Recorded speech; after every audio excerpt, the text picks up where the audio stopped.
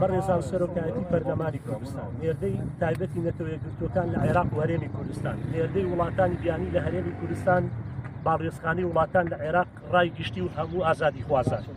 بەڕێزان ئێمە چاوەڕوانی ئەوەمان دەکرد بەلای کەمەوە دادگا بە زووترین کات ئەو چالاکەوان و ڕۆژنامە دەستگیرکراوەکانی دیکەی سیاسی پارێزگای دهۆک ئازاد بکات و تەنانەت داوای لێبوردنیشیان لێ بکات، چونکە بەبێ بەڵگە دەستگیرکراون و هیچ تۆمەتێکیان بەسەردا ساغ نەبووتەوە. بەڵام بە پێچەوانەی پێشبینیمان دادگای هەولێر سزایەکی یاسایی و نامرۆیی و دوور لە بەهاکانی دیموکراسی و دادپەروەری سەپاند بەسەریان کە ئەوە هەمووانی تووشی شۆ کرد و بووە هۆی ناومێدبوونی هەمووان. هەروەها نیشانەی پرسیاری لەسەر ئازادی ڕابدەربڕین لە هەرێمی کوردستان دانا و بۆ هۆی شێواندنی ناوبانگی هەرێمی کوردستان.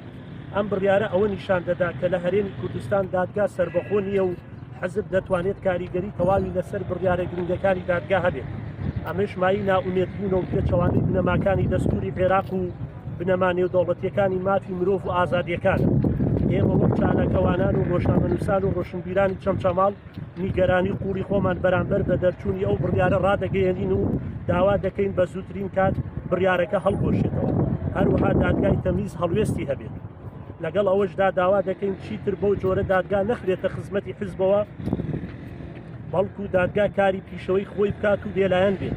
هەروەها داوا لەسەر جەم ئازادی خوازان دەکەین، هەڵوێستیان هەبێت و ڕێگە نەدەن ئەم بڕیارە نایاسایی و نادەتپەروەرەیانە بسەپێنرێت.